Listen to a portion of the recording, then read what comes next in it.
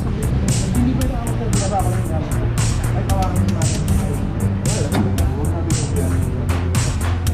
Eh, anong tawag natin dito? Ay, hindi po ako nag-order. Kaso na sir, bawal.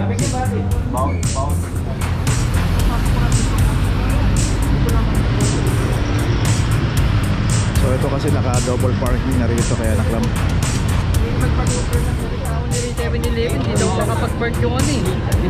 Delivery nila. Minsan kahit dito, minsan, nakikita ko, iniwan lang. Alis po sa gabi yan, ano? Bumabalik. Simula nung nakaraang panlinggo, hindi na umalis eh. Ah, ganon? Walang alisin talaga, buong damag ah. Kaya kasi nilang gisna, ang kinagisna nilang dati, pwede tayo magparada kung saan saan.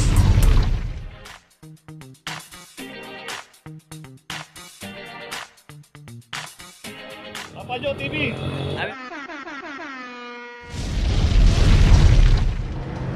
Okay, location natin San Antong, corner M. De Los Santos.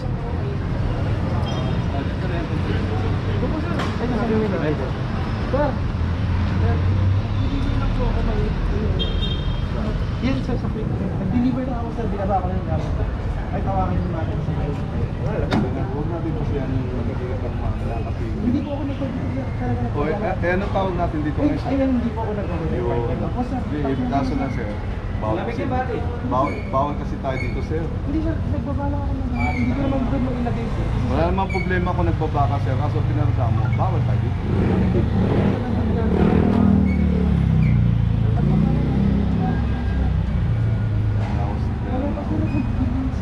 Nasa clapping sir, wala na. Kaya nga sir eh. Hindi naman siya sir. Sir, sagutin mo ako, nasa bawal tayo hindi. Nasa bawal ako sir. Yun. Hindi ko kasi. Kaya nga tayo naklam tayo sa bawal tayo. Hindi ko kasi sir mailagay din sir. Kasi nakakatangarang naman ako din sir. Para sana nakikita ko sir. Yan o. Isa pa, walang unattended. Di pa naka-hazard sir. Paano namin alam na... Nakapapark lang sir? Saan na sir nakapark lang? Dito na sir. Ayoko mo yung pagtalo sa inyo kung paano yung natin tawag. Kasi ito dito sa complaint area to sir. Okay, service ng barangay. Ito meron driver dito. Oo nga, nandun na tayo kasi lang nagtatanga namin sa nanatay dito sa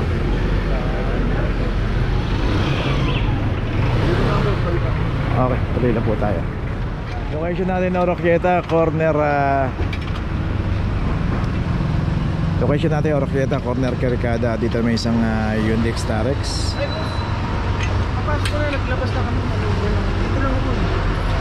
Kaya, From number 2337. Alam mo sir, dito kasi sa parking. kapasok ko na dito. Dito lang ako.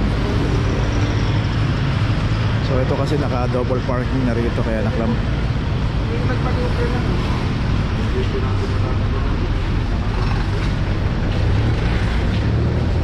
Kami lalabas.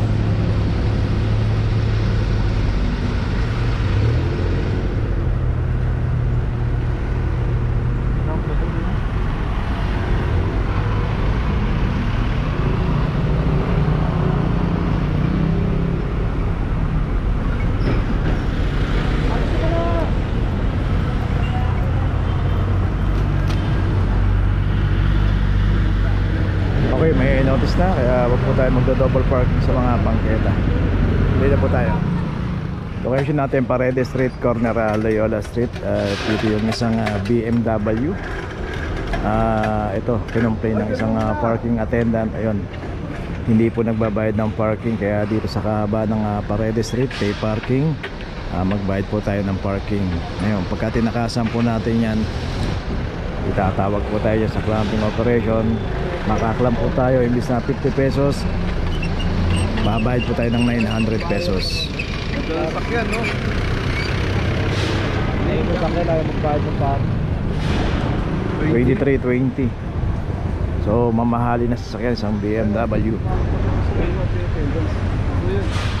Turman pa yan. Open ma.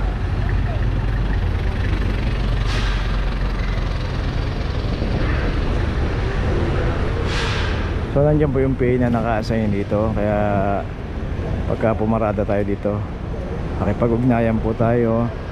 Magbayad lang po tayo ng parking. At yung ticket na ilalagay dito, diyan po natin ilalagay, ipit lang natin sa wiper para saka naka-record po sa PA yan, lahat ng mga pumaparada rito.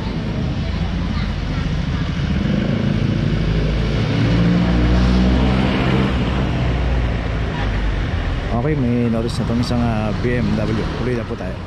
Okay, dito ngayon tayo sa Epoxon, corner Emoxon, dito sa may isang universidad dito. Dito isang complaint to, blocking. Ayan. So makikita natin yung fire hydrant dyan, dapat hindi natin hinaharangan yan. At ito hindi rin tinikita ng PA ito. So dito mismo to sa eskwelahan, kasi just in case na may emergency, dapat yan hindi nabablock tong tapat na to. Ito nakaklam na isang Mirage 2334. Ayaw, puntahan pa natin, meron pa rin ikaklam doon.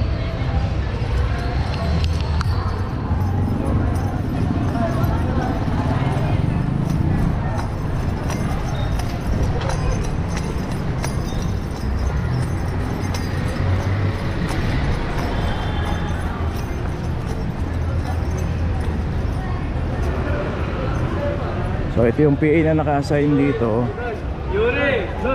Hawak niya tong area na to. Kaya pagka paparada tayo, always magbayad po tayo ng parking. Magpa-issue tayo ng ticket, magtanong tayo kung saan pwede pumarada. Sa'yo na to, Say? 7 araw, sir. 7 araw? Okay. Pero Wala talaga. Nagreklamo nila yung 7-Eleven, hindi daw makapag-park yung yung delivery nila. Minsan kahit dito, minsan, nag-visit ako, iniwan lang, 2 araw. Utang nag-reklamo ako, hindi kami nakalabas. Kaya pala, hindi makanin, pag may deliver yung truck ng 7-Eleven, hindi rin makaparada na maayos dito. 7 days, isang Honda City 2406.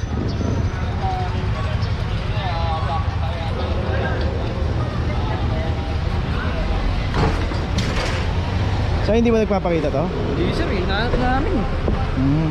Wala daw may kilala. MF, sir, MF. Pero paano yung umalis ba sa gabi yan? Ano? Bumabalik? Simula nung nakaraang panlinggo, hindi na umalis eh. Ganon? Oo, wala talaga. Walang alisan talaga, buong damag Sige.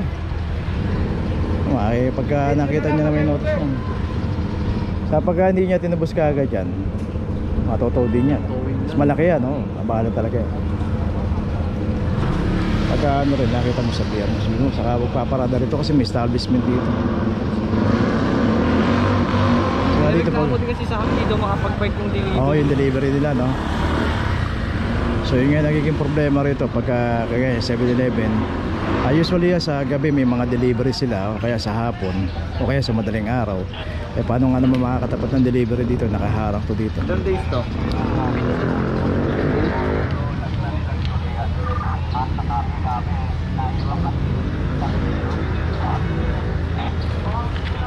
Para alam niya 7 days.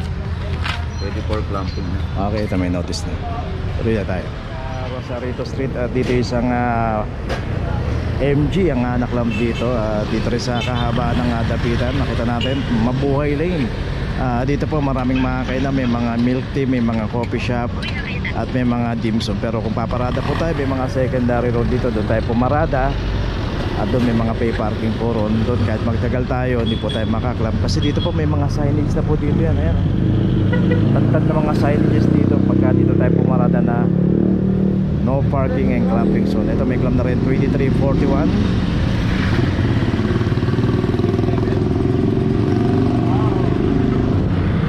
Iwasan po natin pumarada sa mga Mabuhay Lane. Dahil dito pagka wala pong driver, matik na po yung kinaklamp po kagad yan.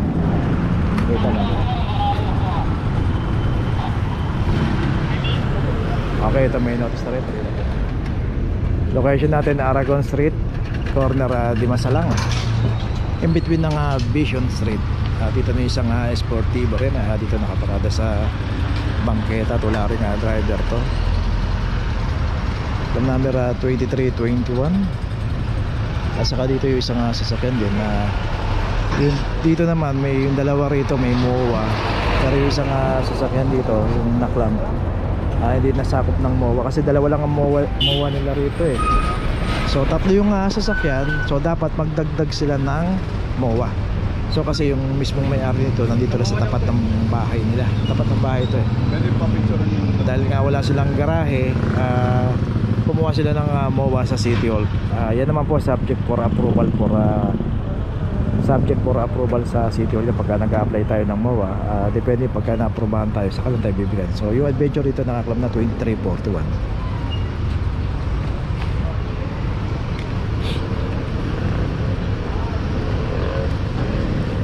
So pagka may mga MOA po kasi hindi po kasi nakaklam ng clampingan dahil nagbabayad pa ng parking yan sa Manila City Hall.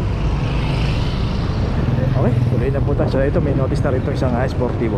Tuloy na po tayo. Okay, location natin Blooming Street Extension, corner Marqueto Street, at dito isang Jelly o Cabango. So dito sisigawan yung mga tao rito, pero yun nga wala po kasi yung driver dito. Dito rin yung pinaradahan kasi itong isang Jelly o Cabango nandito sa paboritong paradahan, Center Island.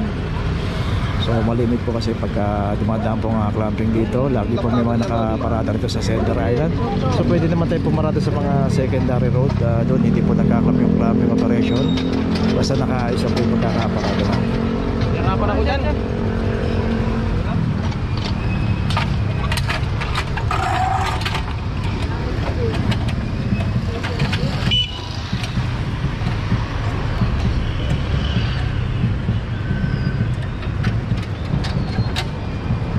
Wait, 2318.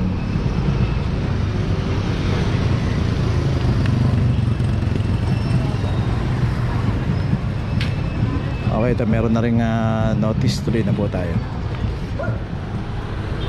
Location natin P. Margal corner Blooming Street. Dito yung isang Honda Mobilio. Dito makikita nga natin pinaradaan. Ito nandito sa tapat yung signage, no parking, clamping zone, mabuhay lane. So talagang mga signage hindi na talaga binabatayan o ginagalang. Pagka nakitang may signage, doon pa mismo paparada. So ito meron na rin ito yung isang sasakyan doon, meron driver. So kinakausap na lang isang Toyota Hiace. Yung isang Abasa rin, meron driver.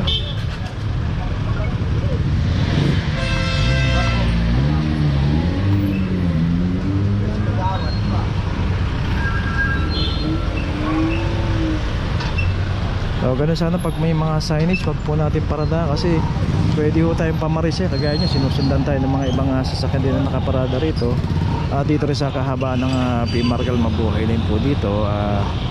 Pag naklam tayo, ang hirap, pupuntahan pa natin sa Manila City Hall yan para mabayaran yung penalty.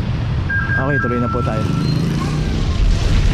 Okay, nandito na ngayon tayo sa opisina ng clamping sa impounding dito sa Central. Dito na po nagtatapos ang ating vlog. Maraming salamat po sa mga subscriber, sa mga viewers, sa mga napadaan po sa ating channel. Maraming salamat po sa mga suporta nyo. Sa mga hindi pa po nakakapag-subscribe, subscribe na po tayo mga kabayan. Maraming salamat po. Mabuhay!